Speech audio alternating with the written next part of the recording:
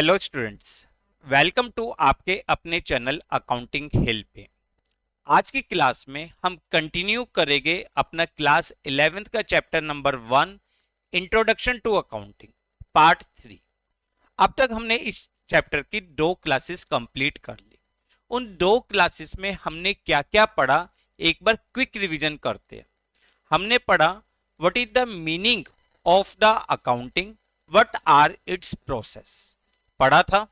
फिर हमने एक इंपॉर्टेंट टॉपिक कंप्लीट किया, इज अकाउंटिंग साइंस और एन आर्ट। अकाउंटिंग क्या है, आर्ट है या साइंस है।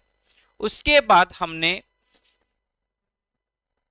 ऑब्जेक्टिव ऑफ अकाउंटिंग कंप्लीट किया, advantages of accounting, limitation of accounting, और लास्ट टॉपिक जो हमने कंप्लीट किया था वो हमने 3 इंपॉर्टेंट वर्ड्स में डिफरेंशिएट करना सीखा था, book keeping, accounting and accountancy. उम्मीद है आपने यहां तक सारा टॉपिक अच्छी तरीके से पढ़ लिया होगा। और जो भी स्टूडेंट्स आज हमारे चैनल पे नए आए हैं, नीचे प्लेलिस्ट में क्लास 11th में हमने सारी वीडियोस को प्रॉपर सीक्वेंस वाइज अरेंज किया है, जहां पर जिस भी स्टूडेंट्स की जो भी क्लास मिस हुई वो नीचे प्लेलिस्ट में जाकर आप अपनी मिसिंग वीडियो को देख सकते हैं और अपने नोट्स को कंप्लीट कर सकते हैं। आज हम इस चैप्टर को कंप्लीट करेंगे, तो बहुत इंपॉर्टेंट टॉपिक्स है जो हम कवर अप करेंगे, तो क्लास में भी चांस थोड़ा सा लेंथी हो जाए, पर आज इस चैप्टर को फिनिश करना है, तो आपको पेशेंस बनाए रखना है और इस टॉपिक को अच्छी तरीके से समझना है। अपने रजिस्टर्स निकालिए, पेन निकालिए और मेरे साथ साथ इंपॉर्टेंट टॉपिक्स सारे नोट डाउन करते हुए चलिए। देखिए, जहां पे भी आपको कुछ नोट करना हो वहां पे आप वीडियो को पॉज कर सकते हैं और अपने पॉइंट्स को नोट कर सकते हैं। चलिए आज का टॉपिक स्टार्ट करते हैं। आज हम जो फर्स्ट टॉपिक पढ़ेंगे वो पढ़ेंगे ब्रांचेस ऑफ अकाउंटिंग। अकाउंटिंग की क्या क्या ब्रांचेस है। देखो, अगर हम अकाउंटिंग की ब्रांचेस की बात करें तो there are 3 branches of the accounting. Accounting की 3 इंपॉर्टेंट ब्रांचेस है। पहली ब्रांच है फाइनेंशियल अकाउंटिंग, सेकंड है कॉस्ट अकाउंटिंग और थर्ड है मैनेजमेंट अकाउंटिंग। इन तीनों का क्या पर्पस होता है, ये कहां किस एरिया में वर्क करती है, वो देखते हैं। सबसे पहले हम बात करते हैं फाइनेंशियल अकाउंटिंग की। देखो, फाइनेंशियल अकाउंटिंग कहते किसे है। Financial accounting is that branch of accounting which record, classify and summarise the financial transactions of the business to find out the profit or loss of the business and to depict the financial position of the business। देखो, मैंने क्या बोला है कि ये record करती है। ये वो ब्रांच है जो रिकॉर्डिंग करती है, क्लासिफाइंग करती है एंड समराइजिंग करती है। किसको? फाइनेंशियल ट्रांजैक्शंस को। क्यों करती है? ताकि प्रॉफिट और लॉस निकाल सके और बिजनेस की फाइनेंशियल पोजीशन के बारे में आपको बता सके। यानी कुल मिलाकर हमने जो अकाउंटिंग पढ़नी है, हमें जो अकाउंटिंग पढ़नी है वो फाइनेंशियल अकाउंटिंग पढ़नी है। तो हमने क्या पढ़ा इसके बारे में? The main purpose of this branch of the accounting is to record the business transaction. To record the business transaction. Business transaction का क्या मतलब था? Financial transaction in a systematic manner, एक प्रॉपर सिस्टमैटिक मैनर में, to ascertain, क्यों? To find out the profit और loss of the business. ठीक है, by preparing the profit and loss account. Business का प्रॉफिट और लॉस हमें किस स्टेटमेंट से मिलता है? प्रॉफिट एंड लॉस अकाउंट से। ये मैंने आपको बताया था जब हमने समराइजिंग पढ़ा था। ठीक है, and to present the financial position of the business by preparing balance sheet for the users of the accounting informations. Clear? यानी कुल मिलाकर वो ब्रांच जो बिजनेस के फाइनेंशियल ट्रांजैक्शंस को रिकॉर्ड करती है ताकि वो बिजनेस के प्रॉफिट और लॉस को फाइंड आउट कर सके, साथ ही साथ बिजनेस की फाइनेंशियल पोजीशन के बारे में आपको बता सके। Clear, confirm. सेकंड पॉइंट आता है कॉस्ट अकाउंटिंग।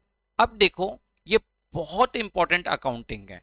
कॉस्ट अकाउंटिंग नाम से पता लग रहा है विच is concerned with the cost of production, जो कॉस्ट ऑफ प्रोडक्शन से कंसर्न्ड है।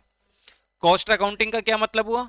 ये वो ब्रांच है जो बिजनेस में total cost of production and cost per unit को फाइंड आउट करती है। ठीक है, cost accounting is that branch of the accounting which is concerned to determine total cost of production and cost per unit. ठीक है, कि business में total cost of production कितनी हुई और कॉस्ट पर यूनिट जो हमने गुड्स प्रोड्यूस करी है उसकी कॉस्ट पर यूनिट कितनी होगी। Clear, confirm. Cost accounting means the main purpose of cost accounting is to ascertain total cost and cost per unit goods produced and services rendered by the business।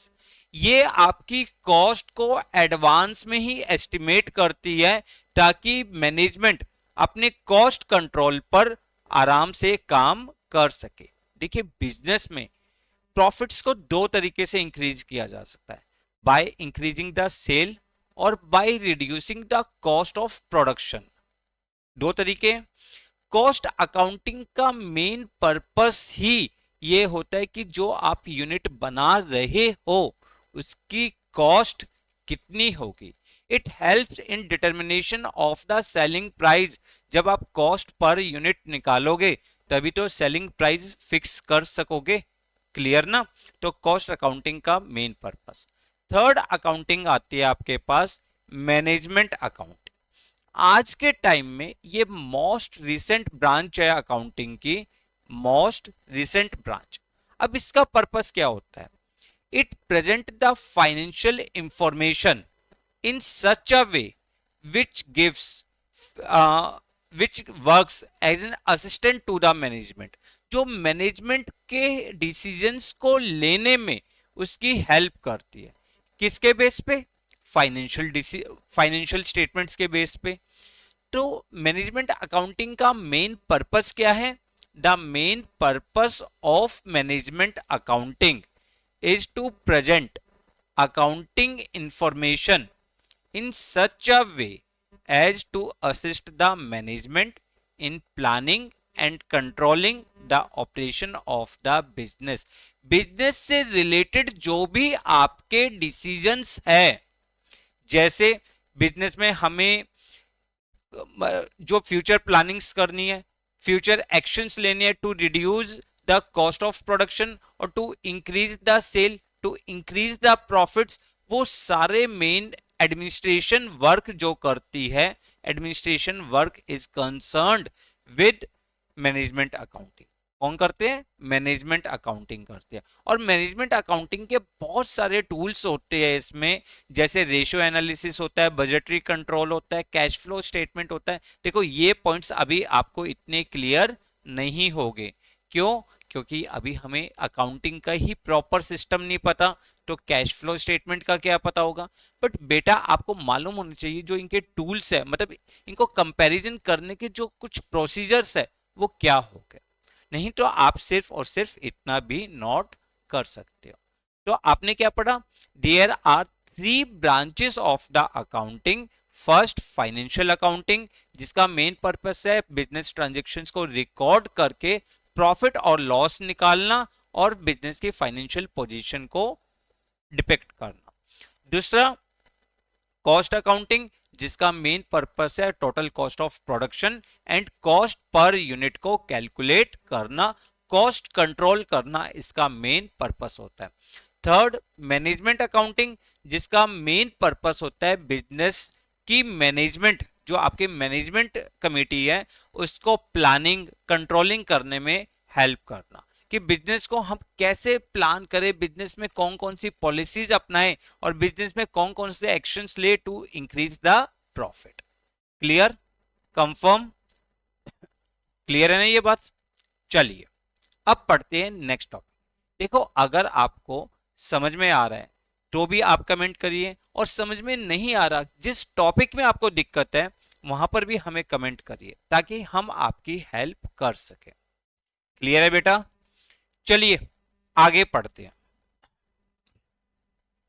आगे next topic आता है qualitative characteristics of the accounting information.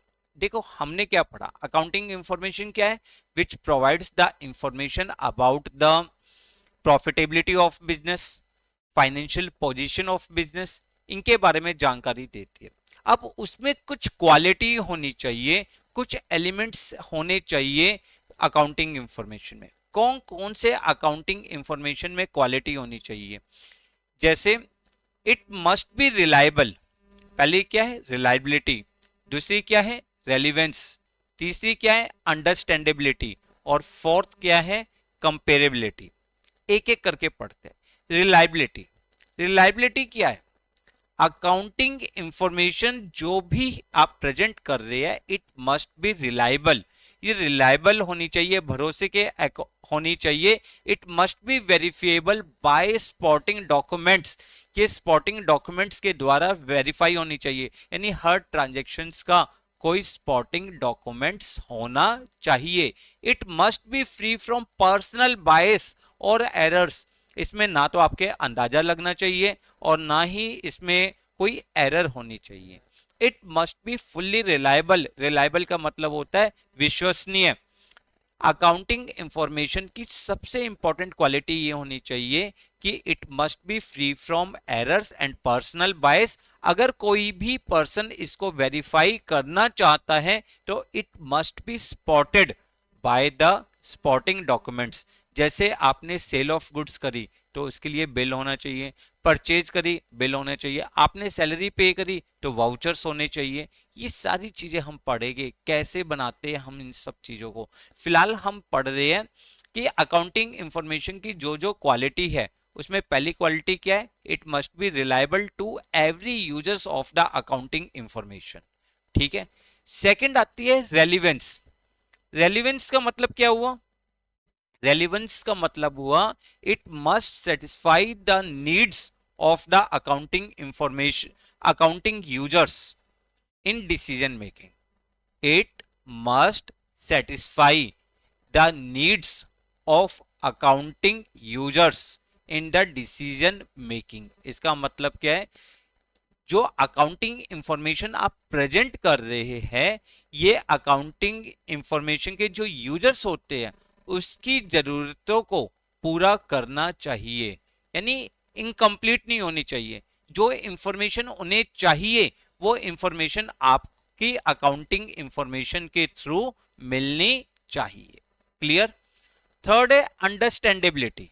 देखो understandability, understandability का मतलब है कि accounting information must be presented in simple और logical manner so that each and every accounting users must वो may understand these accounting information.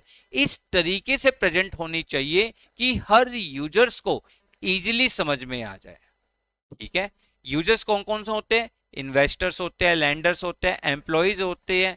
आज हम इनके बारे में भी पढ़ेंगे। ठीक है, आज हम इनके बारे में भी पढ़ेंगे। फिलहाल मैंने क्या बताया कि accounting information should be presented in such a simple and logical manner that they are understood easily by the users such as investors. Clear? पहली क्वालिटी आपने क्या पढ़ी? रिलायबल होनी चाहिए यानी एरर फ्री होनी चाहिए। दूसरी रेलिवेंस होनी चाहिए यानी आपके यूजर्स की नीड्स को सेटिस्फाई करनी चाहिए। थर्ड क्या पढ़ी? अंडरस्टैंडेबिलिटी, मीन्स इस तरीके से प्रेजेंट हो कि सबको अच्छी तरीके से सारे पॉइंट समझ में आ जाए। एंड फोर्थ होती है कंपेरेबिलिटी। कंपेरेबिलिटी, कंपेरेबिलिटी मैंने आपको बताया था कि कंपेयर दो तरीके से कर सकते हैं। एक तो होता है intra firm comparison, last class में समझाया था इंट्रा फर्म कंपैरिजन, और दूसरा वर्ड मैंने बताया था इंटर फर्म कंपैरिजन, बताया था ना, याद है? जल्दी बताओ क्या होती है intra firm comparison and inter firm comparison, जल्दी बताइए।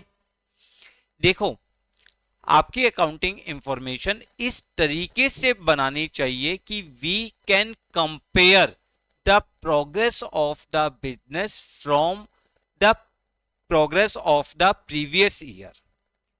ठीक है, अगर हम सेम बिजनेस में पिछले साल की परफॉर्मेंस से इस साल की परफॉर्मेंस को कंपेयर करते हैं तो उसे हम कहते हैं इंट्रा फर्म कंपैरिजन। और जब हम इस साल की परफॉर्मेंस को किसी दूसरे बिजनेस जो सिमिलर नेचर का बिजनेस है उसकी परफॉर्मेंस से कंपेयर करते हैं उसे हम कहते हैं इंटर फर्म कंपैरिजन। तो आपकी अकाउंटिंग इंफॉर्मेशन इस तरीके से बननी चाहिए कि users can compare the performance of the this year with the performance of the previous year. Clear? तो आपने 4 क्वालिटी पढ़ी। पहली क्वालिटी क्या थी? रिलायबल होनी चाहिए। दूसरी, कंज्यूमर्स की नीड्स को सेटिस्फाई करनी चाहिए। तीसरा, अकाउंटिंग इंफॉर्मेशन के यूजर्स है इसको इजीली अंडरस्टैंड कर सके। और फोर्थ, वो इनको आसानी से कंपेयर कर सके। क्लियर? तो अभी तक आज की क्लास में 2 इंपॉर्टेंट टॉपिक आपने करे। पहला टॉपिक क्या पढ़ा? Branches of accounting. दूसरा टॉपिक आपने क्या पढ़ा? Qualitative characteristics of the accounting information. अब बहुत important topic, users of the accounting information. हम बार बार पढ़ रहे हैं कि अकाउंटिंग यूजर्स, जो अकाउंटिंग इंफॉर्मेशन के यूजर्स है उनकी नीड्स को सेटिस्फाई करना चाहिए, उनको आसानी से समझ में आना चाहिए, वो कंपेयर कर सकते हैं। बट क्वेश्चन आता है कि सर अकाउंटिंग इंफॉर्मेशन के यूजर्स कौन कौन होते हैं? अकाउंटिंग इंफॉर्मेशन के यूजर्स कौन कौन होते हैं?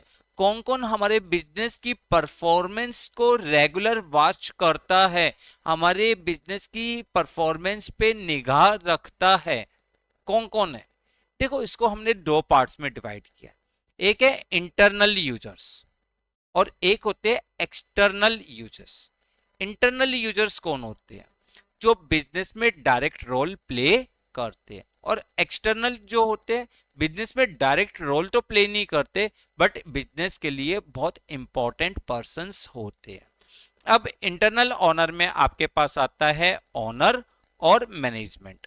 ठीक है, एक्सटर्नल यूजर्स में आता है employ, bank and financial institutions, investors, creditors, governments और रिसर्चर्स। एक एक करके पढ़ते हैं कि इनको अकाउंटिंग इंफॉर्मेशन की क्या जरूरत होती है, इनको हमारे अकाउंट्स की प्रॉफिटेबिलिटी, जो बिजनेस की प्रॉफिटेबिलिटी है उस पर क्यों इतना ध्यान देना होता है। सबसे पहले ऑनर के बारे में पढ़ते हैं। ऑनर क्या है? The person who invest money in the business. जो ऑनर किसे कहते हैं? जो बिजनेस में सबसे ज्यादा पैसे इन्वेस्ट करता है, बिजनेस को स्टार्ट करता है, बिजनेस का मालिक है यार। अब उसने बिजनेस में पैसा लगाया है तो ही always interested in knowing the profitability about the business. He always want to check the value of assets, liabilities and capital employed in the business. Owner सबसे ज्यादा पैसा लगाता है। ऑनर किस चीज पे ध्यान देता है कि बिजनेस कितना प्रॉफिट अर्न कर रहा है, क्या रेट ऑफ रिटर्न आ रही है, कि उसके पास कितने एसेट्स है, कितनी लाइबिलिटीज है, कितनी कैपिटल उसने बिजनेस में लगा रखी है। ठीक है ना, इन सब की इंफॉर्मेशन वो चाहता है और ये इंफॉर्मेशन उसे कहां से मिलती है? अकाउंटिंग इंफॉर्मेशन से मिलती है, आपकी फाइनेंशियल स्टेटमेंट से मिलती है। इसलिए owner is the main user of the accounting information. Clear? कि ऑनर सबसे मतलब पैसा कंट्रीब्यूट करता है, पैसा इन्वेस्ट करता है तो वो बिजनेस की प्रॉफिटेबिलिटी के बारे में जानना चाहता है। क्लियर? सेकंड पॉइंट आता है मैनेजमेंट। अब मैनेजमेंट क्या होते हैं? Management means those persons who make the policies, who take the decisions in about the business operation. Management किसे कहते हैं? Management means that group of person, वो पर्सन्स का ग्रुप जो बिजनेस के डिसीजंस लेता है, बिजनेस के प्लानिंग्स बनाता है, बिजनेस की पॉलिसीज बनाता है। अब मैनेजमेंट को बहुत सारे डिसीजंस लेने होते हैं, such as determination of the selling price, ठीक है, setting target about the sales. अब ये सारे डिसीजंस जो लेने होते हैं ये किसके बेस पे लिए जाते हैं? फाइनेंशियल इंफॉर्मेशन के बेस पे, आपके फाइनेंशियल स्टेटमेंट्स के बेस पे, उसकी अकाउंटिंग इंफॉर्मेशन के बेस पे। तो क्लियर है कि ऑनर क्यों? क्योंकि उसने पैसा लगाया है। मैनेजमेंट क्यों?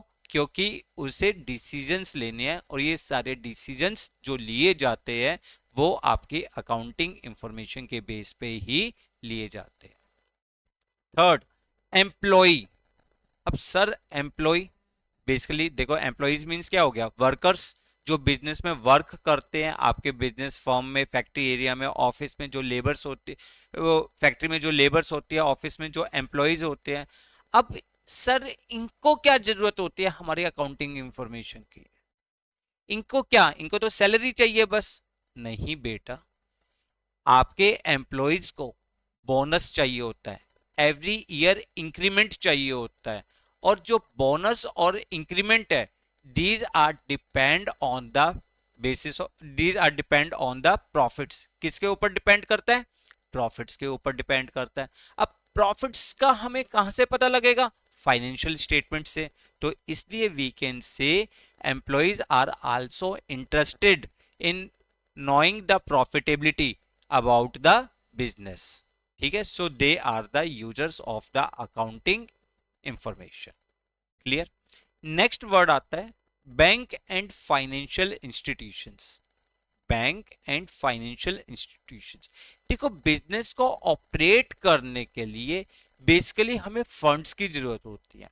पहला सोर्स क्या होता है? ऑनर, ऑनर ने पैसा लगाया होता है। दूसरा सोर्स क्या होता है? By taking the loan, by taking the loan. तो बैंक और other financial institutions provide the loan to the business. जो बैंक है और आपके दूसरे फाइनेंशियल इंस्टीट्यूशंस है, वो आपके बिजनेस को क्या प्रोवाइड करते हैं? लोन प्रोवाइड करते हैं। But before providing the loan, loan provide करने से पहले बिजनेस की फाइनेंशियल पोजीशन के बारे में तो जानकारी लेंगे कि बिजनेस के पास ऑलरेडी कितने एसेट्स है, ऑलरेडी उसकी कितनी लाइबिलिटीज है, what is the progress of the business, business profitable भी है या लॉस मेकिंग बिजनेस है। और ये सारी जानकारियां उन्हें कहां से मिलती है? अकाउंटिंग इंफॉर्मेशन, फाइनेंशियल स्टेटमेंट से। क्लियर? नेक्स्ट वर्ड आता है इन्वेस्टर्स। अब इन्वेस्टर्स कौन होते हैं? Who invest the money in our business. देखो एक तो होता है ऑनर, ऑनर क्या है? जिसने कैपिटल कंट्रीब्यूट करी है, जो बिजनेस का मालिक। दूसरा बैंक्स, जो बिजनेस को लोन देते हैं। तीसरा होता है इन्वेस्टर्स, जो बिजनेस में मनी को इन्वेस्ट करते हैं, बट इन्वेस्ट करने से पहले वो भी बिजनेस की फाइनेंशियल पोजीशन के बारे में जानना चाहेंगे। उनके भी दिमाग में होता है what is the rate of return, returns कितने परसेंट मिलेगा, मिलेगा भी या नहीं मिलेगा। और इन सारे क्वेश्चंस का आंसर आपको आपके अकाउंटिंग इंफॉर्मेशन से मिल जाते हैं। नेक्स्ट होता है क्रेडिटर्स। क्रेडिटर्स क्या होता है? Creditors are the person who supply goods in business on credit, जो बिजनेस में उधार सामान सप्लाई करता है। देखो परचेजेस दो तरह की होती है, एक होती है कैश परचेज, आपने सामान खरीदा और पेमेंट दे दी। एक होता है क्रेडिट परचेज, सामान तो आज खरीदा, पेमेंट कुछ टाइम के बाद करोगे। अब जिससे आप वो उधार सामान खरीदते हो उसे आप क्रेडिटर्स कहते हो। उसे क्या कहते हैं? क्रेडिटर्स। हालांकि इसको हम डिटेल में पढ़ेंगे नेक्स्ट चैप्टर में, जब हम बेसिक अकाउंटिंग टर्म्स स्टार्ट करेंगे। बट फिलहाल हम इसको समझ रहे हैं, creditors are the person who supply goods in business on credit, जो बिजनेस में गुड्स को सप्लाई करता है। अब before providing the goods in the business they want to know about the credit worthiness of the business, कि ये business की credit वर्सनेस कितनी है, ये बिजनेस अपने क्रेडिटर्स को क्या टाइमली पेमेंट करता है या नहीं करता, बिजनेस प्रॉफिटेबल भी है या नहीं है। बहुत सारे क्वेश्चंस उसके दिमाग में होते हैं और उस सब के आंसर्स जो उसको मिलते हैं वो अकाउंटिंग इंफॉर्मेशन से ही मिलते हैं। क्लियर। नेक्स्ट वर्ड है government and its authority. Next word क्या है, गवर्नमेंट एंड इट्स अथॉरिटी। अब यार ये तो आपको अपना बहुत अच्छी तरीके से मालूम है कि गवर्नमेंट अथॉरिटीज को बहुत सारी टैक्स लाइबिलिटीज हमसे लेनी होती है, बहुत सारे टैक्सेस होते हैं और उन टैक्सेस का जो सेटलमेंट होता है they can be settled with the help of the financial statement. आपकी फाइनेंशियल स्टेटमेंट के बेस पे ही हम GST, profit tax, extra taxes जो भी होते हैं वो पे करते हैं। क्लियर। नेक्स्ट है रिसर्चर्स। ये आप अपना पढ़ सकते हो कि रिसर्चर्स बेसिकली अपने रिसर्च वर्क के लिए हमारी अकाउंटिंग इंफॉर्मेशन को में ध्यान देते हैं, उनको अपनी रिसर्च कंप्लीट कर। क्लियर। बार बार ये वर्ड्स आ रहे थे users of the accounting information, जब से मैंने चैप्टर पढ़ाया था तो अब क्लियर है कि कौन कौन यूजर्स होते हैं। इंटरनल यूजर्स, इंटरनल यूजर्स में आएंगे ऑनर और मैनेजमेंट।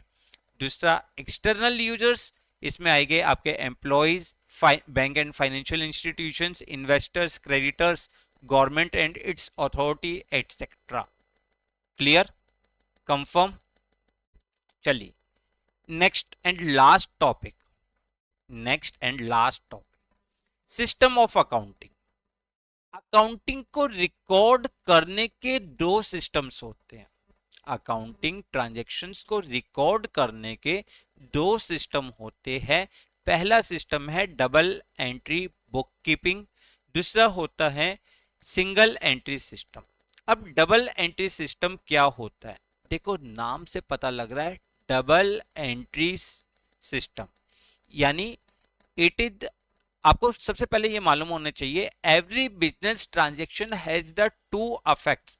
हर बिजनेस ट्रांजेक्शन्स के दो एस्पेक्ट्स होते हैं, एक इंक्रीज में जाता है एक डिक्रीज में जाता है, कुछ इस तरीके से। देखो अभी आपको बहुत ज्यादा ट्रांजेक्शन्स नहीं पता, बट आप ये समझिए कि अगर आप गुड्स को क्रेडिट और कैश पे परचेज करते हो, गुड्स को कैश में परचेज करते हो तो एक एस्पेक्ट क्या है, गुड्स परचेज करिए, दूसरा एस्पेक्ट क्या है, कैश पेमेंट करिए। ठीक है ना, दो एस्पेक्ट्स हो गए। तो double entry system is a system in which we record both aspects of the transaction. It is the system in which we record both aspects of the transaction. One is recorded on debit side and other is recorded on the credit side. Double entry system वो system होता है जिसमें हम हर transactions के दोनों aspects, debit aspects और credit aspects को record करते हैं। फॉर एग्जाम्पल, अगर हमने गुड्स को कैश में परचेज करा तो आपके पास गुड्स आई, परचेजेस ऑफ गुड्स पहला एस्पेक्ट, और दूसरा एस्पेक्ट आपने कैश पेमेंट करी। अगर आप दोनों एस्पेक्ट्स को रिकॉर्ड करते हो तो that is known as double entry system. Clear, समझ में आया। अब आप देखो अपनी बुक का नाम भी ध्यान से देखो, आप जो भी बुक यूज करते हो वो हम फॉलो ही डबल एंट्री बुक कीपिंग के, मतलब डबल एंट्री के उससे प्रोसेस से करते हैं। Both aspects of the transactions are recorded. ठीक है, अब इसके फायदे क्या है, जितने भी फायदे आपके अकाउंटिंग के थे, जो आपने एडवांटेज ऑफ अकाउंटिंग पढ़ा है वो ही इसके बेनिफिट्स है। कंप्लीट रिकॉर्ड ऑफ ट्रांजेक्शन, क्योंकि ट्रांजेक्शन को हम बोथ साइड रिकॉर्ड करते हैं। It provides checks on the accuracy of the accounts. देखो अकाउंट्स में हम दोनों एस्पेक्ट्स रिकॉर्ड करते हैं, डेबिट भी और क्रेडिट भी। तो अगर डेबिट इक्वल टू क्रेडिट तो ये आपके बिजनेस की अर्थमेटिकल एक्यूरेसी को वेरीफाई कर देता है। थर्ड है डिटर्मिनेशन अबाउट द प्रॉफिट और loss. Fourth, knowledge of the financial position of the business, ये हमने पढ़ा था। Lesser possibility of frauds, comparative study is possible, help the management in decision making. ये सारे एडवांटेजेस किसके थे, अकाउंटिंग के थे ना, तो वही एडवांटेज आपके क्या हो गए, डबल एंट्री सिस्टम के हो गए। And it is suitable for all type of business, ये हर बिजनेस के लिए सुटेबल है। क्लियर। अब सर सिंगल एंट्री सिस्टम किसे कहते हैं? देखो सिंगल एंट्री सिस्टम का जो रियल नेम है वो है accounting from incomplete records. Accounting from incomplete records. अब सर ये क्या है, इसके लिए पहले ध्यान से सुनो। क्या अकाउंटिंग की जानकारी हर पर्सन को होती है? पहले मेरी इस बात का जवाब दो। क्या अकाउंटिंग की जानकारी हर पर्सन को होती है? क्या हर पर्सन अकाउंटिंग को प्रॉपर सिस्टमेटिक वे में रिकॉर्ड कर सकता है?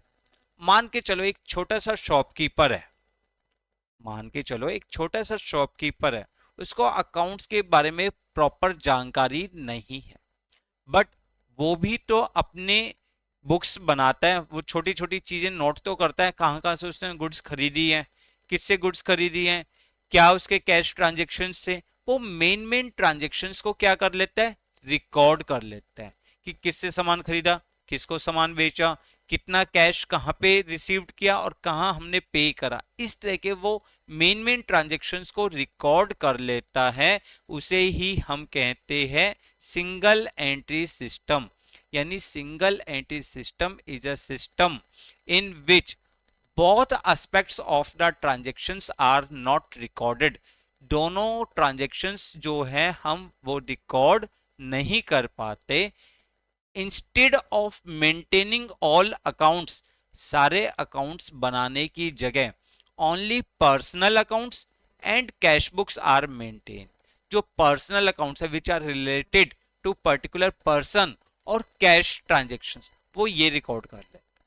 ठीक है, देखो मैं आपको हर पर्सन को अकाउंट्स की इंफॉर्मेशन हो, अकाउंटिंग करने की जानकारी हो, ऐसा पॉसिबल नहीं होता।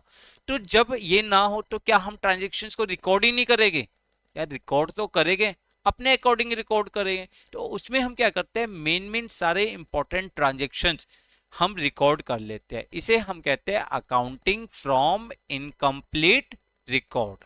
ठीक है, इस सिस्टम में कुछ ट्रांजेक्शन्स तो इनकम्प्लीट रिकॉर्ड होते हैं, कुछ कंप्लीट रिकॉर्ड हो जाते हैं। तो ये ट्रांजेक्शन, ये जो सिस्टम है ये अनसिस्टमेटिक है और रिलायबल कम है। It is unsystematic and not reliable. ठीक है, क्योंकि हमने यहाँ पे सारे एस्पेक्ट्स रिकॉर्ड नहीं करे। क्लियर। तो यहाँ पे आके आपका चैप्टर खत्म। आपने आज क्या पढ़ा?